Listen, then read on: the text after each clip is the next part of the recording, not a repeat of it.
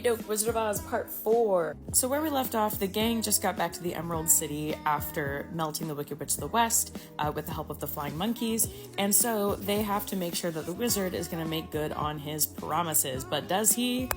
No. They all go to see Oz as the giant head again, and he says, oh, you killed the Wicked Witch of the West? Well, I need some time to reconsider. And they get mad, the screen comes down, and the Tin Woodman threatens the Wizard of Oz with his axe, as he should, to be honest. He confesses that he's just a humbug from Omaha, and he has no real magical powers, and they're all like, okay, but I would still like a brain, a heart, some courage, and to go back to Kansas, so what are you gonna do about that? He's a little confused because he's like, I literally just told you I have no powers, but give me a little bit of time and I'll figure something out. He gives the Scarecrow brains by putting a bunch of pins and needles in his head. He cuts a hole in the Tin Woodman's chest and puts a new heart in made of silk and filled with sawdust. Now, I believe in the movie he gives the lion a medal that shows he has courage, but in this, he gives him some green elixir. That sounds familiar. And then he drinks it and becomes courageous. Now, they're all very happy with their gifts, but as we can see, Dorothy is not amused. From an allegorical standpoint, since the wizard represents the president, I find it interesting that the Scarecrow, the Tin Man, and the Lion all instantly forgive the wizard as soon as their parts of the bargain are fulfilled, even though their BFF Dorothy still has not gotten to get back to Kansas. While I don't know that this was L. Frank Baum's intention, I read that as a warning about how easy it is to fall back into complacency if you are not the one being actively harmed. Since the wizard got here in a hot air balloon, he tells Dorothy, why don't we make a new hot air balloon and then we can go back that way.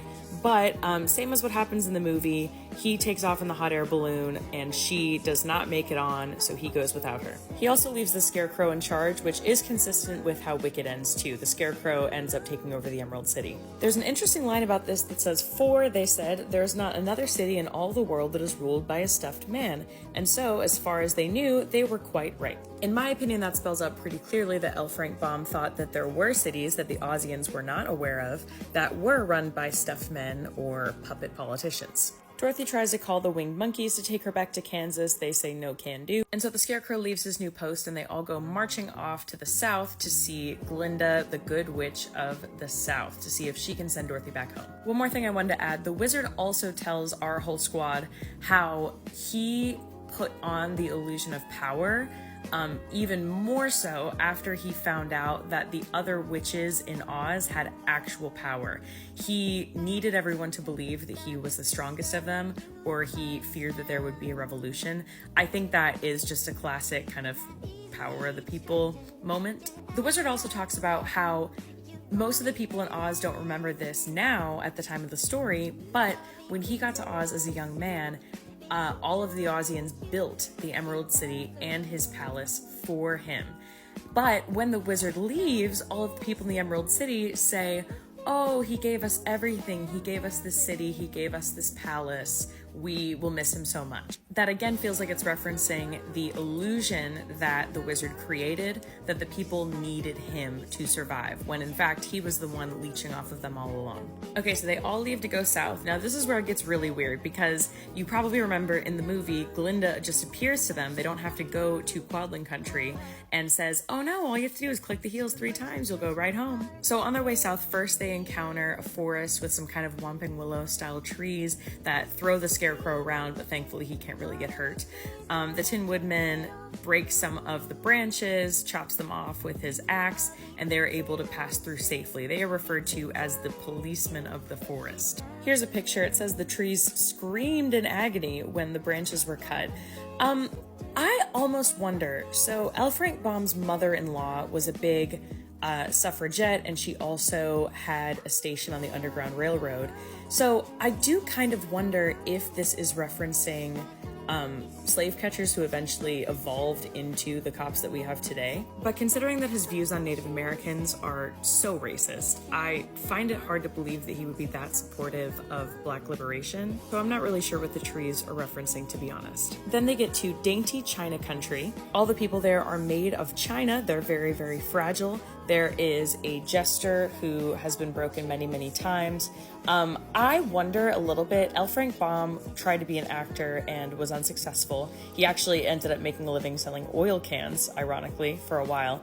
So I wonder if this jester, his name is Mr. Joker, is sort of himself, if that's himself in here. He breaks himself over and over for everyone else's entertainment. Now, Dainty China Country is described as very fragile, very opulent, and very white.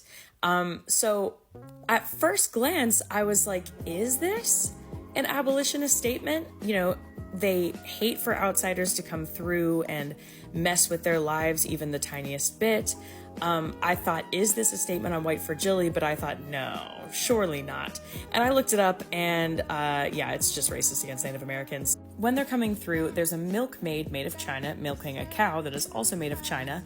The cow gets spooked, kicks over the bucket. The cow's leg breaks off and puts a little nick in the milkmaid's elbow. As they leave Dainty China Country, there are two things that get broken: the cow's leg and the lion's tail knocks over a tiny China church. So at first, in some interpretations of the lion say that he is William Jennings Bryan, the leader of the populist movement, and some say that the U.S., it represents the U.S.'s involvement in the Spanish-American War.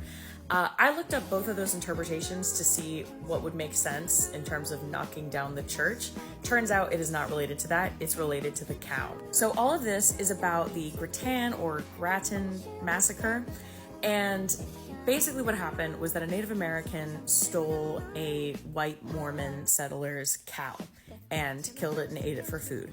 Now, there was one Indian agent that was supposed to go arrest this person, and rather than one person going, this Grattan or Grattan guy brought like 30 soldiers to come and confront him.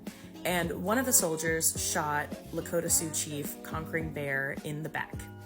And so after that happened, the Lakota Sioux warriors killed all of the soldiers. Supposedly the only casualty on the Native American side was Chief Conquering Bear. This incident started the First Sioux War and was referred to as the Grattan or Grattan Massacre in the press. President Franklin Pierce at the time vowed revenge. Basically, they sent one guy to parley with the Native Americans, but at the time they were secretly surrounding their entire village. And once the Native Americans noticed that they were being surrounded, lots of fighting broke out, and over half of the casualties were women and children. Now, if that sounds horrifying to you, as it should, and you support Israel killing Palestinian civilians, over half of whom are women and children, you should probably ask yourself why. But back to the Wizard of Oz. So another thing too is that Dorothy asks this Chime Doll princess if she can take her with her back to Kansas. She would fit right in her basket. And she says, no, I'm very happy right here. This is my country. This is where I live, and I don't want to be taken out of it. And I feel like that harkens back to L. Frank Baum's quote about how the whites have the right to live on the land. Anyway, I think the reason that the lion's tail knocked down the church was because the incident had to do specifically with a Mormon settler's cow. One more chapter and then we're done for the day. If you've made it here, I appreciate it, but also you're crazy for that. They make it to another forest, and all of these animals are having a heated discussion because there is this giant spider that is attacking all of them and like scooping them up with one leg and eating it, and they don't know what to do about it. So the lion comes up all courageous now because he drank the green elixir and is like, I'll kill the spider for you if you make me king of the forest. And they're like, deal. So he goes and kills the spider, and he notices while he's watching it while it's asleep that it has a giant head and a giant body and giant legs, but the head and the body are connected by a neck that it says is the width of a wasp's waist. So he's able to cut through it very easily and says he'll come back and be king of the beasts as soon as he's done helping Dorothy get home. I couldn't find any in-depth interpretations for what the giant spider represents aside from just corporate monoliths, but if you consider that it's a giant body with a bunch of tiny legs going out, sort of entrenching itself in every part of life, that does feel like a monopoly. Only 20 pages left. We're finishing this book tomorrow.